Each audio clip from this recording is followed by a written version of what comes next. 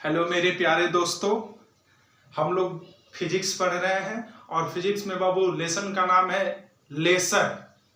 Lesson में बाबू हम इसके पहले बाबू आपको 7 वीडियो बना चुके हैं।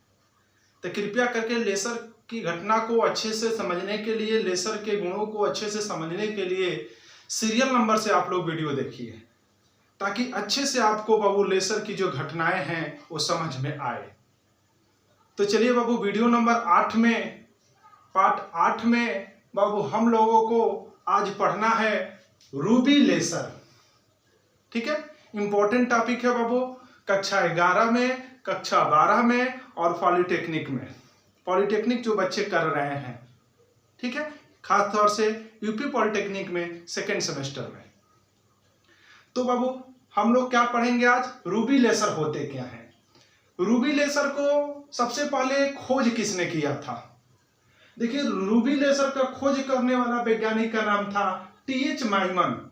देखिए बाबू, आपसे अगर कोई पूछे कि लेसर के खोज करने वाले वैज्ञानिक का नाम बताइए, तो यही थे टीएच माइमन। 1960 ईस्वी में रूबी लेसर की खोज करने वाले वैज्ञानिक का नाम बताइए, यही थे टीएच माइमन। और कहने का मतलब यह है बाबू, इन दोनों स्टेटमेंट से हमको यह स्पष्ट हो रहा है कि सबसे पहले कौन सा लेसर बना था? Ruby laser. ठीक है, माने सबसे पहले कौन सा लेसर का निर्माण हुआ था? रूबी लेसर का निर्माण हुआ था। वो भी रूबी लेसर का निर्माण 1960 ईस्वी में हुआ था और वही वैज्ञानिक किए थे बाबू, टीएच माइमन किए थे। ठीक है, तो आपसे कोई पूछ देगा कि फर्स्ट लेसर का नाम बताइए, जो सर्वप्रथम जो लेसर बना उसका नाम बताइए। तो कौन सा लेसर था बाबू तुम्हारा, जो सबसे पहले जिसको बनाया गया था? Ruby laser. ठीक है, खोजकर्ता वैज्ञानिक टीएच माइमन, 1960 ईस्वी। अब चलिए देखिए, जो रूबी लेसर है बाबू, यह किसका एग्जाम्पल है? यह एक प्रकार का सॉलिड लेसर का एग्जाम्पल है, ठोस लेसर का एक तरह से उदाहरण है। कौन सा बाबू लेसर? Ruby laser. तो आपसे कोई पूछेगा ये भी पॉइंट कि ठोस लेसर, सॉलिड लेसर का एग्जाम्पल क्या है, तो रूबी लेसर। ठीक है, अब आगे चलते हैं। देखिए बाबू, हम लोग रूबी लेसर पढ़ेंगे, इंपॉर्टेंट बहुत है, बहुत ज्यादा इंपॉर्टेंट है। तो हम लोग रूबी लेसर में क्या पढ़ लिए? खोजकर्ता पढ़ लिए, ये समझ लिए कि सर्वप्रथम कौन सा लेसर बनाया गया था। रूबी लेसर ही बना था, 1960 ईस्वी में बना था। इसको सॉलिड लेसर भी कहते हैं। ठीक है, अब चलते हैं आगे थोड़ा सा। अब ये जो रूबी लेसर बना था, इसकी बनावट कैसे होती है? रूबी लेसर होता कैसा है बाबू? तो देखिए, रूबी लेसर बनाने के लिए बाबू सबसे पहले एक रूबी क्रिस्टल की आवश्यकता पड़ती है। रूबी का टुकड़ा, रूबी क्रिस्टल। सबसे पहले हमको किसकी आवश्यकता पड़ती है? रूबी क्रिस्टल की आवश्यकता पड़ती है। हमको बनाना है रूबी लेसर, तो हमको क्या चाहिए? Ruby crystal. तो रूबी क्रिस्टल किस किस पदार्थ का बना होता है? तो देखिए बाबू, रूबी क्रिस्टल जो होता है वह 2 पदार्थों का बना होता है, एल्युमिनियम ऑक्साइड और उसमें 0.5% क्रोमियम ऑक्साइड मिला होता है। ठीक है, मैंने कहने का मतलब क्या है बाबू तुम्हारा, कि जो रूबी लेसर है वह बाबू किन किन पदार्थों से मिलकर बना होता है? तो वह 2 प्रकार के पदार्थों से मिलकर बना होता है, एल्युमिनियम ऑक्साइड और उसमें क्या मिला होता है? 0.5% क्रोमियम ऑक्साइड मिला होता है। यह क्रोमियम ऑक्साइड बाबू क्यों मिलाया जाता है? क्योंकि उसको बाबू पिंक कर देता है, गुलाबी एक तरह से कह सकते हो। कैसा कर देता है बाबू? इसको पिंक कर देगा। किसको? एल्युमिनियम ऑक्साइड एक तरह से सफेद रंग का होता है। ठीक है, एल्युमिनियम का ऑक्साइड, और उसमें 0.5% जब उसमें क्रोमियम ऑक्साइड मिला देते हैं बाबू, तो उसका कलर कैसा हो जाता है तुम्हारा? पिंक, गुलाबी हो जाता है। तो आपसे कोई पूछेगा कि रूबी क्रिस्टल जो होता है वह किस पदार्थ का बना होता है बाबू? तो रूबी क्रिस्टल 2 पदार्थों से मिलकर बने होते हैं, एल्युमिनियम ऑक्साइड और उसमें 0.5% क्रोमियम ऑक्साइड मिला होता है।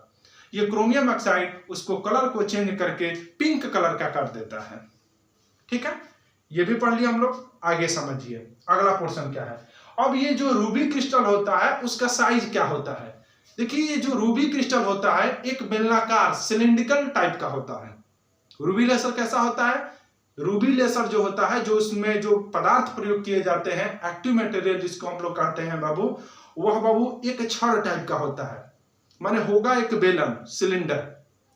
उस सिलेंडर का जो लंबाई होता है वह 5 सेंटीमीटर होता है। कितना सेंटीमीटर होता है? 5 सेंटीमीटर होता है। और इसका जो डायामीटर होता है बाबू, वह 1 सेंटीमीटर होता है। यानी कि रूबी क्रिस्टल जो होता है 5 सेंटीमीटर लंबाई वाले और 1 सेंटीमीटर डायामीटर वाला एक सिलेंडर का क्या होता है? बेलन टाइप का होता है रूबी क्रिस्टल, जो मेन पदार्थ है तुम्हारा। ठीक है, तो देखिए बाबू, रूबी क्रिस्टल का हम लोग ये समझ लिए कि बनावट क्या होता है। रूबी क्रिस्टल 2 पदार्थों से मिलकर बना होता है। एल्युमिनियम ऑक्साइड से बना होता है, क्रोमियम ऑक्साइड से बना होता है। उसकी साइज एक तरह से 5 सेंटीमीटर और उसका डायमीटर 1 सेंटीमीटर होता है। ये भी पढ़ लिए। अब होता क्या है बाबू, आपको हम बता रहे हैं। देखिए, आपको ये चित्र बनाए हैं, ठीक है। इस चित्र में बाबू ये जो छड़ देख रहे हो, ये छड़, यही तुम्हारा छड़ है बाबू, रूबी छड़, रूबी रॉड इसको कह सकते हो, ठीक है, या रूबी क्रिस्टल। इसका बाबू यह किन किन पदार्थों का बना होता है? तो एल्युमिनियम ऑक्साइड और 0.5% क्रोमियम ऑक्साइड का बना होता है। और इसकी लंबाई भी यहां पे लिख चुके हैं, 5 सेंटीमीटर लंबाई का और 1 सेंटीमीटर क्या होता है? व्यास का होता है तुम्हारा। कोई दिक्कत? माने ये तुम्हारा मेन है, तुम्हारा क्या बाबू? रूबी छड़, रूबी क्रिस्टल।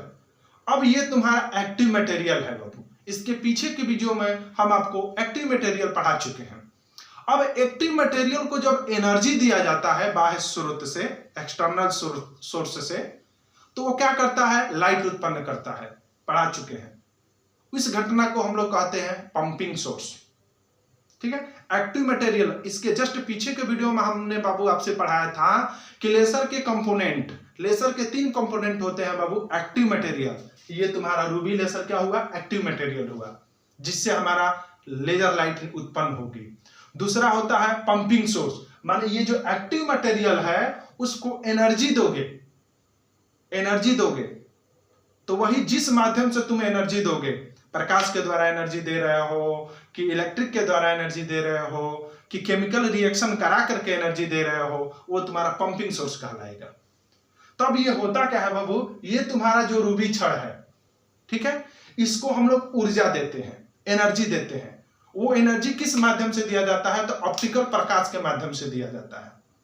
अब कहोगे कि सर जी प्रकाश कहां से लाएंगे? तो देखिए, प्रकाश लाने के लिए हम लोग करते क्या है बाबू? ये बाबू हम लोग जिनॉन की एक ट्यूब होती है, इसके ट्यूब को ऊपर हम लपेट देते हैं। क्या करते हैं? जिनॉन की ट्यूब को इसके ऊपर क्या कर दिए हैं? लपेट दिए हैं, राउंडिंग में लपेट दिए हैं, और इसमें जिनॉन भरा गया है, इसलिए इसको जिनॉन ट्यूब कहा गया है। अब इसको क्या किया जाता है?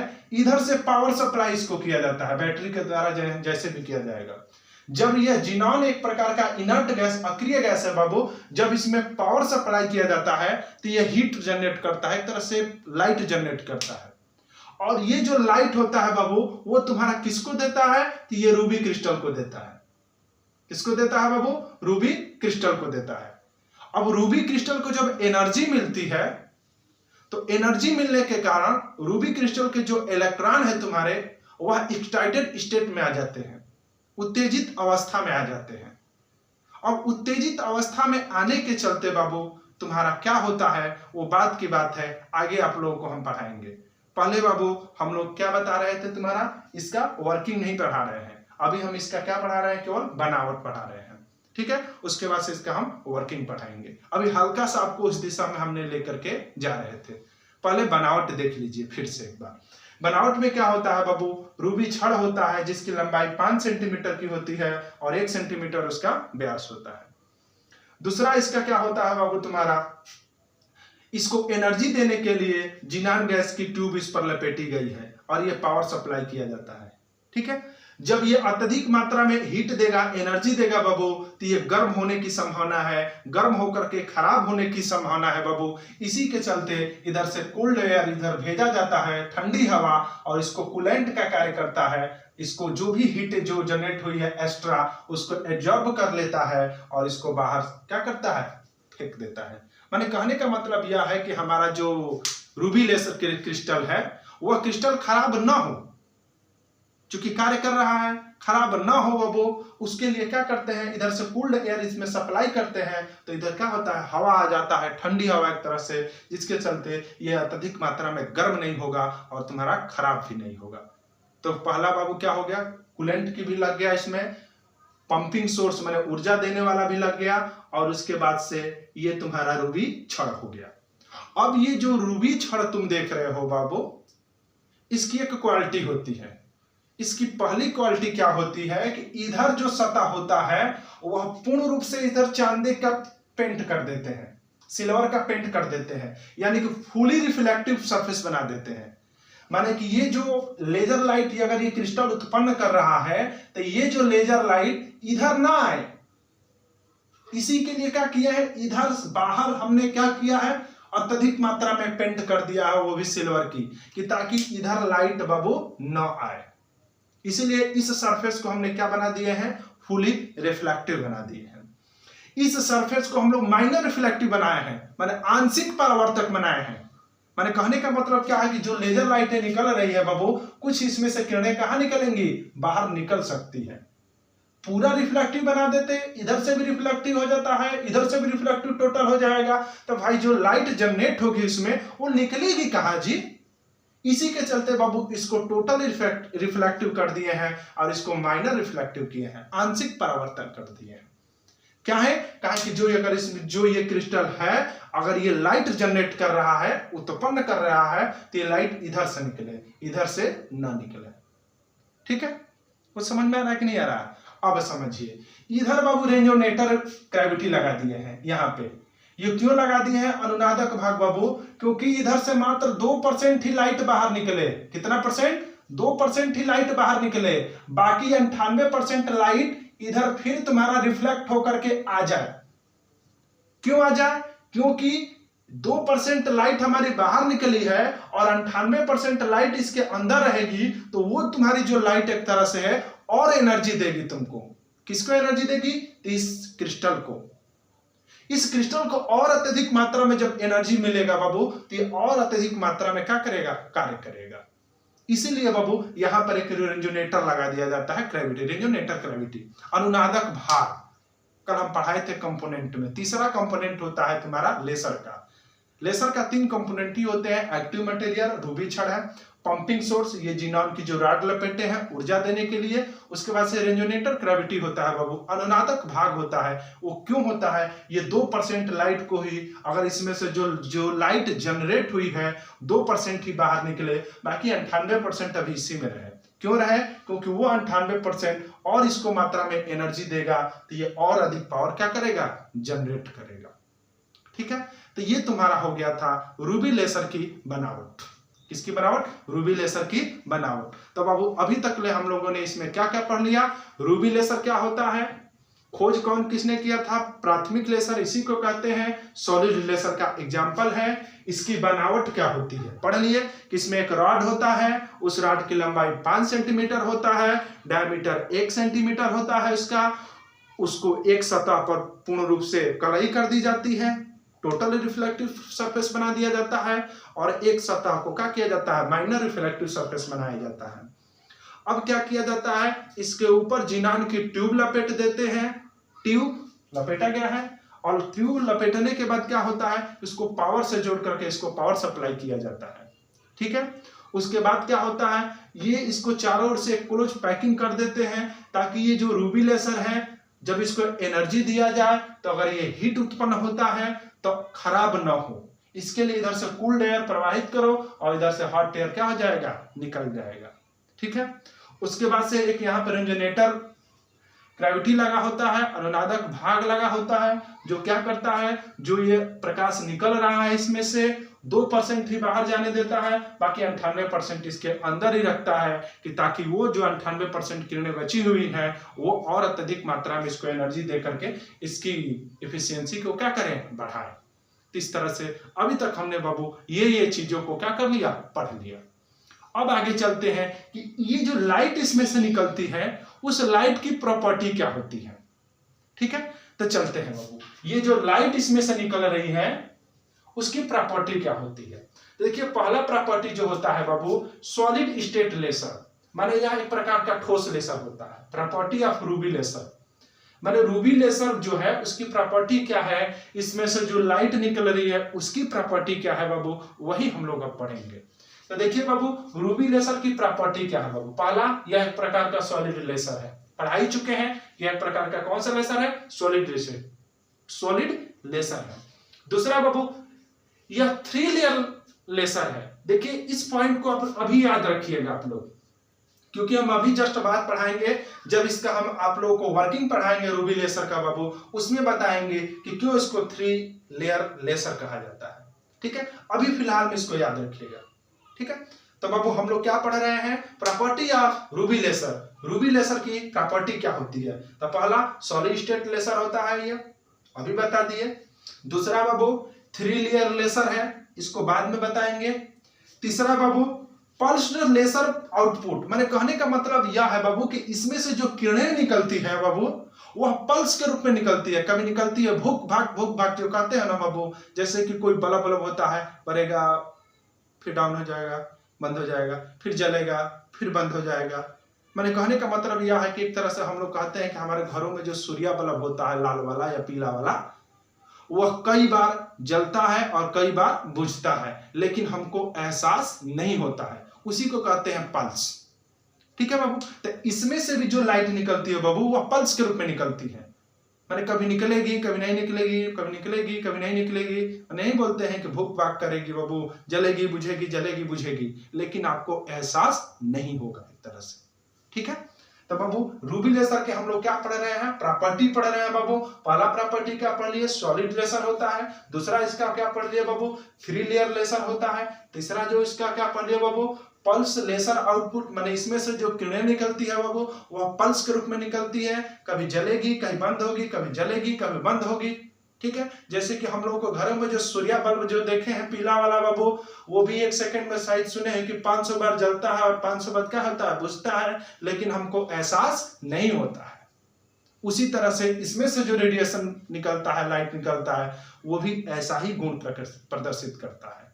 ठीक है, अगला इसका वो प्रॉपर्टी पढ़ेंगे रूबी लेसर का, wavelength of output laser is इतना नैनोमीटर। माने कहने का मतलब क्या है कि जो इस लाइट से बाबू देखिए wavelength of output laser light, माने कि जो लेसर लाइट से, रूबी लेसर लाइट से, ध्यान से समझिएगा, जो रूबी लेसर लाइट से जो लाइट निकलती है, प्रकाश निकलता है बाबू, उसका वेवलेंथ, तरंग दैर्ध्य 694.3 नैनोमीटर होता है। इंपॉर्टेंट है बाबू कंपटीशन के लिए, माने कि आपसे पूछ देगा कि रूबी लेसर से जो लाइट निकल रही है, जो प्रकाश निकल रही है बाबू, वह प्रकाश का जो तरंग दैर्ध्य, वेवलेंथ कितना होता है। बड़ी इंपॉर्टेंट क्वेश्चन है बाबू।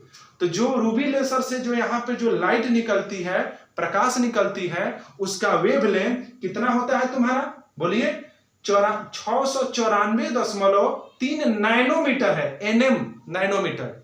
ठीक है, भूलिएगा मत। अगला बाबू, इस लेसर की जो क्षमता होती है, इफिशियंसी होती है, अन्य लेसरों की अपेक्षा कम होता है। अगला जो है बाबू लो इफिशियंसी, माने कि इसकी जो क्षमता होती है वो क्या होती है, कम होती है। अगला नंबर अभी बताए थे बाबू कि इसको हीट हो जाता है, जब इसको एनर्जी देते हैं तो क्या हो जाता है, ये हीट हो जाता है, गर्म हो जाता है, तो इसको लिए कूलिंग की आवश्यकता पड़ेगी ना।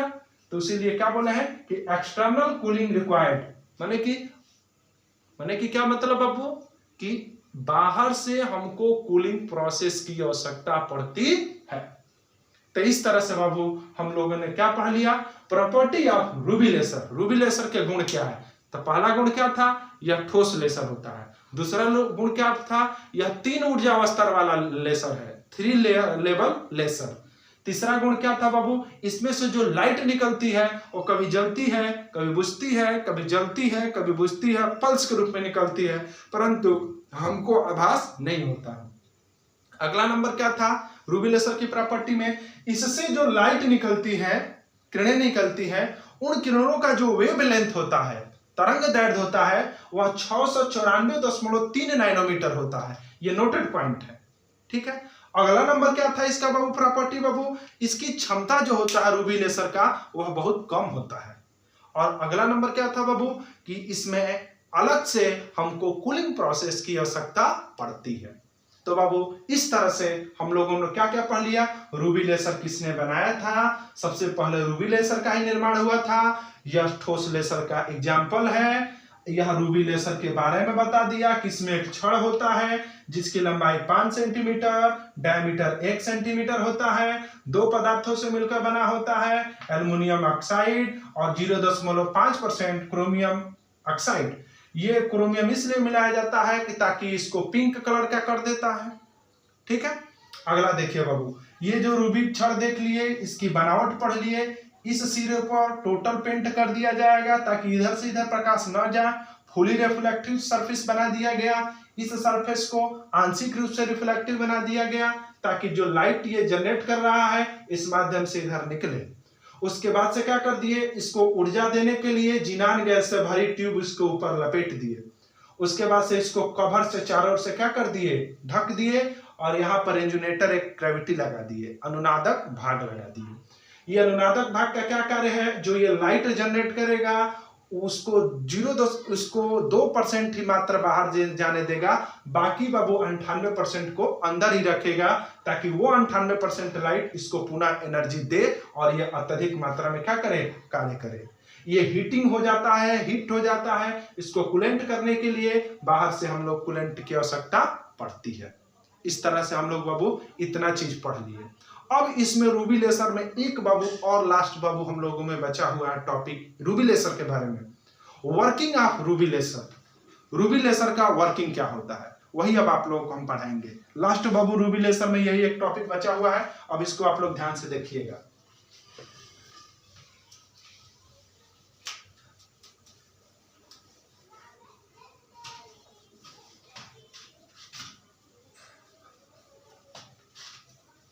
देखिए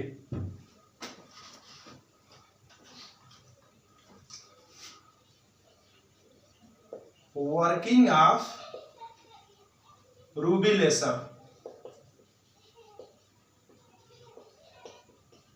हिंदी में क्या हो जाएगा, रूबी लेसर का कार्य सिद्धांत। देखिए होता क्या है, कार्य सिद्धांत को खूब बढ़िया से समझाएंगे, बशर्ते बाबू जो बच्चे हमारे रेगुलर वीडियो पढ़ रहे हैं लेसर के बारे में, लाइन वाइज वीडियो पढ़े हैं, उसको कार्य सिद्धांत एकदम मक्खन जैसा एकदम इजी लगेगा।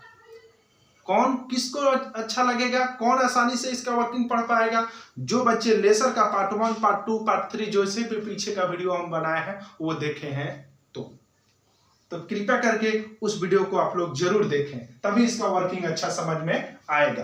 तो चलिए बाबू इसका वर्किंग बता रहे हैं। आप जानते हैं कि मान लीजिए कि ये रूबी क्रिस्टल था, एल्युमिनियम ऑक्साइड और क्रोमियम ऑक्साइड था, कि इसके जो इलेक्ट्रॉन होते हैं वो ग्राउंड फ्लोर में होते हैं। कहां होते हैं, ग्राउंड फ्लोर में, निम्न ऊर्जा स्तर जिसको कहते हो। ठीक है, कहां होते हैं, ग्राउंड फ्लोर में होते हैं। ठीक है, मैंने कि ये जो रूबी लेसर है ये कहां पर, इसके जो इलेक्ट्रॉन है जो है बाबू, जो एल्युमिनियम ऑक्साइड और क्रोमियम ऑक्साइड से जो मिलकर ये बना हुआ है रूबी क्रिस्टल, इसके जो इलेक्ट्रॉन है बाबू वो कहां पर होते हैं, अधिकतर ग्राउंड फ्लोर में होते हैं। ठीक है, उसके बाद बाबू इसके ऊपर एक होता है बाबू अपर फ्लोर, जिसको कहते हैं उच्च ऊर्जा स्तर, high level energy, higher level energy बाबू होता है ये तुम्हारा। ठीक है, देखिए निम्न ऊर्जा स्तर होता है और उच्च ऊर्जा स्तर होता है। ठीक है, अब होता क्या है बाबू, कोई भी एटम है उसके जो इलेक्ट्रॉन है बाबू वह मैक्सिमम कहां पर होते हैं, लो एनर्जी लेवल में होते हैं, निम्न ऊर्जा स्तर में होते हैं, और उच्च ऊर्जा स्तर में इलेक्ट्रॉनों की संख्या क्या होती है, कम होती है। ठीक है, माने कि कोई भी एटम है बाबू, इसके जो इलेक्ट्रॉन होते हैं अधिकतर तुम्हारे इलेक्ट्रॉन लो एनर्जी लेवल में होते हैं, हाई एनर्जी लेवल में इलेक्ट्रॉनों की संख्या क्या होती है, एटमों में कम होती है। होता क्या है बाबू, जब इसको हम ऊर्जा देते हैं, क्या होता है, जब इसको जो ऊर्जा देते हैं एटम को बाबू, ठीक है, तो ऊर्जा देने के बाद क्या होता है, ये इलेक्ट्रॉन कहां चलते हैं, उच्च ऊर्जा स्तर में चलते हैं। कहां पर चले गए, उच्च ऊर्जा स्तर में चले गए। ठीक है, चलेगा उच्च ऊर्जा स्तर में, बोलिए, परंतु ये उच्च ऊर्जा स्तर में 10⁻⁻8 सेकेंड तक ही रुकते हैं। ठीक है, 10⁻⁻8 सेकेंड के बाद माने कि ये जो इलेक्ट्रॉन ग्राउंड फ्लोर में थे जब इसको हमने एनर्जी दिया, माने कि रूबी जो क्रिस्टल था इसके जो इलेक्ट्रॉन ग्राउंड फ्लोर में थे, ठीक है, हायर फ्लोर में कम थे। जब उसको हमने जीनान गैस से भरी फ्लास्क के द्वारा इधर से जब हमने पावर सप्लाई किया बाबू, इसमें सप्लाई कर दिए, तो पावर सप्लाई करने के बाद क्या हुआ, ये जो एनर्जी हुआ किसको दिया, रूबी क्रिस्टल को। रूबी क्रिस्टल के जो इलेक्ट्रॉन थे वो कहां पे पहुंचे, हाई एनर्जी लेवल में, उच्च ऊर्जा स्तर में पहुंचे। परंतु उच्च ऊर्जा स्तर में इलेक्ट्रॉन की जो टाइमिंग होता है रहने का 10⁻⁻8 सेकेंड ही रहता है। माने कि जब इसको हमने क्या कर दिया, पावर दे दिया जीनान गैस के ट्यूब को, तो ये पावर किसको दे दिया, रूबी क्रिस्टल को। रूबी क्रिस्टल को जब पावर मिला, एनर्जी मिला बाबू, किसके जो इलेक्ट्रॉन है वो कहां पर पहुंचे, हाई एनर्जी लेवल में पहुंचे, उच्च ऊर्जा स्तर में पहुंचे। लेकिन उच्च ऊर्जा स्तर में कितना समय तक ठहरते हैं, स्टॉप होते हैं 10⁻⁻8 सेकेंड तक ही।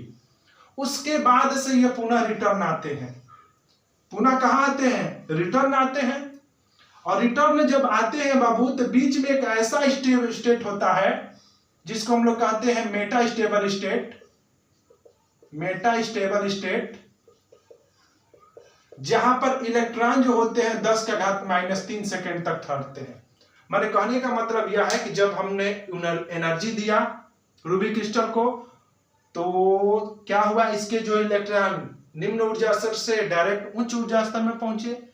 10⁻⁸ सेकेंड के बाद जब वो नीचे चलते हैं, आते हैं अपनी कक्षा में, तो बीच में एक ऐसा स्टेट होता है जहां पर 10⁻³ सेकेंड तक और रुकने लगते हैं। इसी को कहते हैं मेटा स्टेबल स्टेट। ये भी पीछे के लेक्चर में पढ़ा चुके हैं। माने कि हमने ऊर्जा दे दिया बाबू जीनान गैस से भरी ट्यूब को, तो वो सप्लाई किया रूबी क्रिस्टल को। रूबी क्रिस्टल के जो इलेक्ट्रॉन थे निम्न ऊर्जा स्तर में डायरेक्ट उच्च ऊर्जा स्तर में पहुंचे।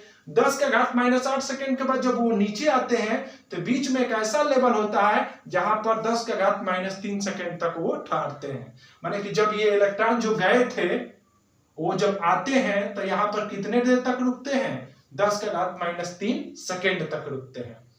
अब उसके बाद 10⁻³ सेकेंड के बाद जब ये इलेक्ट्रॉन नीचे आते हैं, क्या आएंगे, जब ये इलेक्ट्रॉन कहां आते हैं, नीचे आते हैं, तो जो एनर्जी लेकर के ऊपर गए थे, अब वो आते समय उसी एनर्जी का उत्सर्जन करते हैं। किस रूप में, लाइट के रूप में। और इस तरह से बाबू ये लाइट तुमको यहां से निकलना शुरू हो जाती है। समझ में आया कि नहीं आया।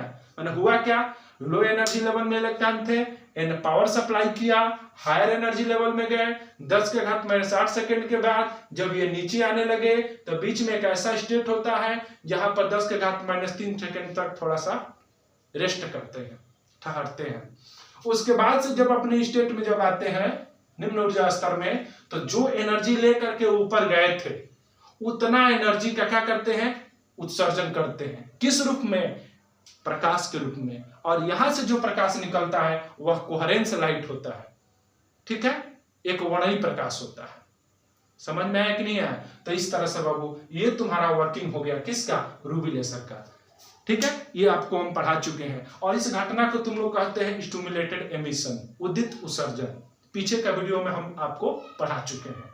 समझ में अच्छा आया कि नहीं आया है। तो यही तुम्हारा वर्किंग हो गया, किसका, रूबी लेसर का।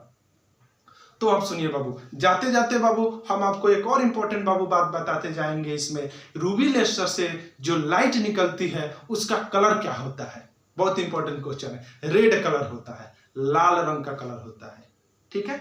आप भूलिएगा मत, रूबी क्रिस्टल से जो किरणें निकलती है, लाइट निकलती है, वह लाइट किस रंग का होता है, लाल रंग का होता है। और उसका वेवलेंथ कितना होता है, तरंग दैर्घ्य, अभी पढ़ाए थे पीछे, 694.3 नैनोमीटर पढ़ाए थे ना जी, 694.3 नैनोमीटर होता है। कोई दिक्कत। और इसके बाद आपको पढ़ाए थे प्रॉपर्टी ऑफ लेसर। लेसर की प्रॉपर्टी में पढ़ाए थे कि यह 3 एनर्जी लेवल वाला होता है। अरे भाई 3 एनर्जी लेवल है कि नहीं है, 1 2 3, इसीलिए बोले हैं 3 लेवल लेसर। 3 ऊर्जा का स्तर है कि नहीं है, 3 ऊर्जा का स्तर है कि नहीं है, इसीलिए इसको बोलते हैं 3 एनर्जी लेवल लेसर, है कि नहीं है, 1 2 3। तो याद रखिएगा बाबू इंपॉर्टेंट बात, प्रॉपर्टी अब में आपको हम बताए थे कि ये 3 लेवल लेसर होता है। क्यों, क्योंकि इसमें 3 ऊर्जा का लेवल होता है। इसमें से जो लाइट निकलती है वह रेड कलर की लाइट होती है, ये भी बता दिए। उसका वेवलेंथ कितना होता है? 694.3 नैनोमीटर होता है। ठीक है। उसके बाद से बाबू ये भी बता दिए बाबू आप लोगों का कि यह सबसे पहला बना लेसर यही रूबी लेसर था तुम्हारा। तो इस तरह से बाबू हम लोग आज के इस वीडियो में रूबी लेसर के बारे में अच्छे से नॉलेज स्थापित किए। जैसा कि बाबू हम उम्मीद करते हैं आप लोगों को जरूर अच्छे से समझ में आया होगा। अगर कोई भी दिक्कत हो तो जरूर हमको कमेंट करके बताइएगा। धन्यवाद।